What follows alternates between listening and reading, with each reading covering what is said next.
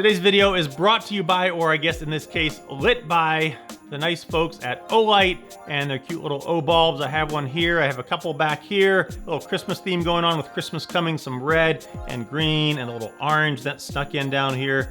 Ignore him. And then back behind this drum set back here, I don't know what's going on. There's like a little fire back there with that light. But anyway, today we're here to talk about the new i1R2 Pro. Going to compare it to the original i1R2, although maybe in a little better lighting. Let's have a look at them.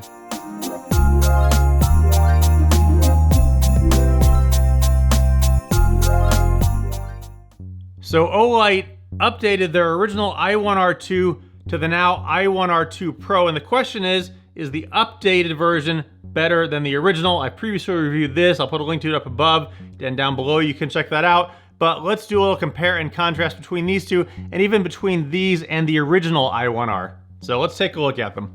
The i1R series are keychain lights. You can see them here compared to the size of a keychain. You can take the O-rings and you can mount them right onto your keychain if you want a little extra light for ease of use carrying around with you in your pocket. This way you don't need a pocket clip. You just put it right there on your keychain and you're good to go with that, for those of you that don't mind having a little extra stuff on your keychain.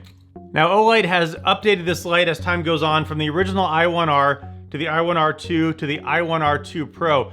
I'll put a comparison chart of this up on the screen so you can check these out, but you can see that they do get a little bit more expensive, from $17 to $20 to $22. They get a little bit heavier and they get a little bit brighter, but not a ton brighter. You can see between, in this case mostly I'm just going to compare the i1R2 to the i1R2 Pro. It goes from 150 lumens maximum to 180 lumens maximum. And is that a difference you can actually see in real life? We'll take that and have a look at it. My short answer is no, it's not a huge night and day upgrade, but there are some upgrades with this and some trade-offs. You can see the difference in size of them. They go from 12 grams to 13.5, all the way up to the new i1R2 Pro at 22 grams.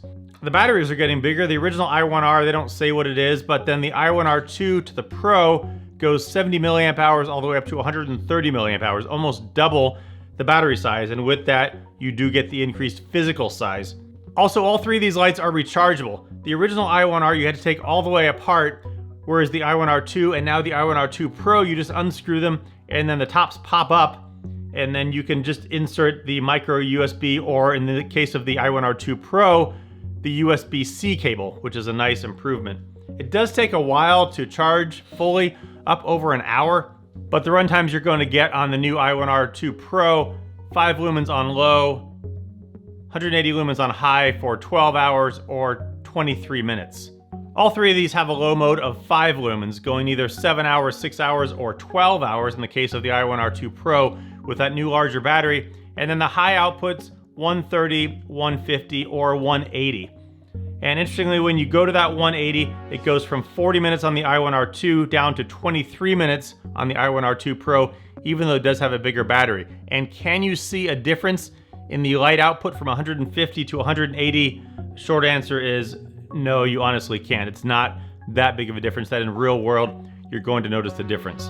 But you definitely get twice the runtime on that 5 lumen low mode. The user interface on these lights is very straightforward. You just start tightening it and it will eventually come on into that low 5 lumen output, and then you tighten it farther and it will go into that maximum, in this case 180 lumen. To back it down, loosen it some, and then loosen it more, and it goes off. Very straightforward. So in the end, is it worth the upgrade from the original to the second to now the Pro?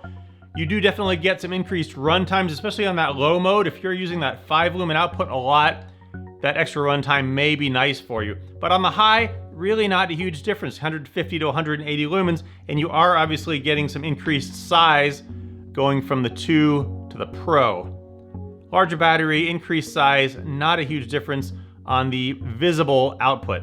Roughly the same price, $2 difference in price, or try and catch it on a flash sale. It is nice that the new one has the USB-C charging, which I think is where the world is and should be moving. So that's a nice improvement. And maybe that USB-C component takes up some extra space in the housing to make the light a little bit larger as well. Heads are a little bit larger. Again, output not vastly different though. So check them out. Still a great light. I recommend both of them. Just a matter of how much you're willing to tolerate size-wise in your pocket, on your keychain. Links down below. Discount code down below for both the original i1R2 and now the i1R2 Pro.